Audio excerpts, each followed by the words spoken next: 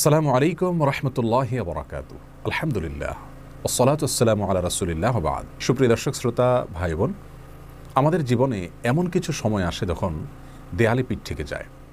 এ ধরনের পরিস্থিতিতে আল্লাহ রাব্বুল আলামিনের কাছে আমাদের মনের একান্ত কামনা বাসনাগুলোকে পূরণ করবার জন্য একটি বিশেষ পথ বাতলেছেন আমাদেরকে প্রিয় নবী সাল্লাল্লাহু আলাইহি ওয়াসাল্লাম, আর সেটি হলো ইসমে আযম। ইসমে আযম মানে হলো মহান নাম। আল্লাহ রাব্বুল আলামিনের এই ইসমে আযম তথা মহান নামের মাধ্যমে কোনো কিছু চাওয়া হলে তিনি সেটা পূরণ করেন। এই নামের মাধ্যমে আল্লাহকে ডাকা হলে তিনি সেটাকে সাড়া দেন। এ মর্মে নবী আলাইহিস সালামের অনেকগুলো হাদিস রয়েছে। অনেক উলামা একরাম ইসমে আযম সম্পর্কে বলেছেন যে এটি হলো আল্লাহ রাব্বুল আলামিনের যে মূল নাম আল্লাহ, সেটি তার অনেকগুলো গুণবাচক নাম আছে। তমধ্যে থেকে আল্লাহ রাব্বুল আলামিনের যে মূল নাম আল্লাহ, এই আল্লাহ এই নামের মাধ্যমে আল্লাহ রাব্বুল আলামিনকে ডেকে যদি বান্দা কোনো কিছু চান কায় মনোবাক্যে অন্তরের গভীর থেকে, তাহলে সে দোয়া আল্লাহ রাব্বুল আলামিন অবশ্যই কবুল করেন। এজন্য কোনো কিছু আল্লাহ রাব্বুল আলামিনের কাছে চাওয়ার আগে যদি আল্লাহ বলে ডেকে ভালোবাসা থেকে, আস্থা থেকে, ভরসা থেকে, কায় মনোবাক্যে দীনতাহীনতার সাথে আল্লাহকে ডেকে যদি কেউ দোয়া করেন, তাহলে সে দোয়া আল্লাহ রাব্বুল আলামিন ফিরিয়ে দেন না। ইসমে আযম সম্পর্কে আরও নির্দিষ্ট করে আমরা নবী আলাইহিস সালামের যে হাদিসটি দেখতে পাই, সেটি তিরমিজিতে বর্ণিত হয়েছে, আরও বিভিন্ন হাদিসের কিতাবে বর্ণিত হয়েছে। সে হাদিস সম্পর্কে বিশ্ববিখ্যাত হাদিসবিদ হাফিজ ইবনে হাজার আল আসকালানী রাহিমাহুল্লাহ ফাথুল বারীতে লিখেছেন যে ইসমে আযম সম্পর্কে সবচেয়ে বিশুদ্ধতম হাদিস ছিল এটি। আর সেটি হলো এই যে বুরায়দা রাদিয়াল্লাহু আনহু বর্ণনা করেছেন, এক ব্যক্তি নামাজের মধ্যে একবার কিছু বাক্য বলে উঠলেন। নবী সাল্লাল্লাহু আলাইহি সাল্লাম তার কথাগুলো শুনলেন। তিনি বলে উঠলেন, আল্লাহুম্মা ইন্নী আসআলুকা বিআন্নী আশহাদু আন্নাকা আনতাল্লাহ লা ইলাহা ইল্লা আনত আল আহাদুস সামাদ আল্লাযী লাম ইয়ালিদ ওয়া লাম ইউলাদ ওয়া লাম ইয়াকুল লাহু কুফুয়ান আহাদ। তার মুখে এই বাক্যগুলো শুনে নবী আলাইহিস সালাম বলেছেন, নিশ্চয়ই এই লোকটি ইসমে আযম পাঠ করেছে। ইসমে আযমের মাধ্যমে আল্লাহ রাব্বুল আলামিনের কাছে কোনো কিছু চাওয়া হলে তিনি সেটা ফিরিয়ে দেন না। এর মাধ্যমে আল্লাহকে ডাকলে তিনি অবশ্যই তাতে সাড়া দেন।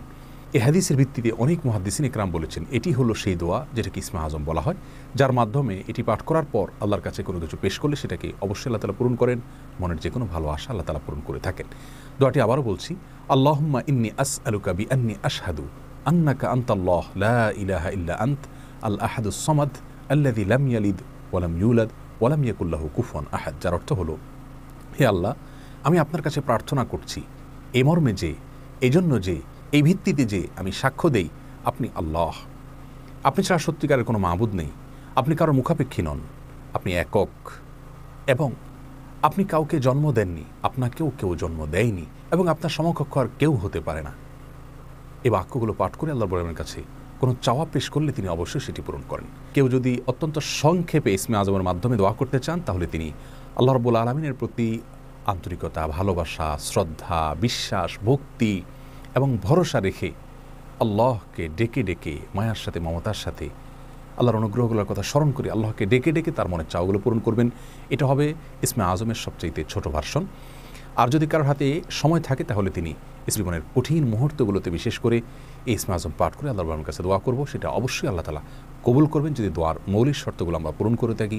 হালাল বক্ষণ করা, কায় মনোবাক্যে দোয়া করা এবং দোয়ার ক্ষেত্রে আন্তরিকতা এবং ঐকান্তিকতা থাকা, এই বিষয়গুলোকে যদি খেয়াল করে আমরা দোয়া করি, ইনশাআল্লাহ বিইذনিল্লাহ আল্লাহ তাআলা আমাদের সে দোয়া পূরণ করবেন।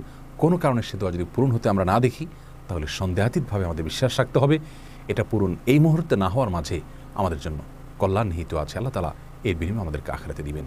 এছাড়াও দোয়া ইউনুসের মাধ্যমে লা ইলাহা ইল্লা আনতা সুবহানাকা ইন্নী কুনতু মিনাজ জালিমিন, এটা পাঠ করেও যদি কেউ দোয়া করেন, তার মাধ্যমে আল্লাহর রাব্বুল দোয়া কবুল করেন। এবং হাদিস বর্ণিত হয়েছে, আল্লাহ তাআলা আমাদের সবাইকে ইসমে আযমের মাধ্যমে আল্লাহর কাছে জীবনের কঠিন মুহূর্তগুলোতে দোয়া পেশ করার তৌফিক দান করুন।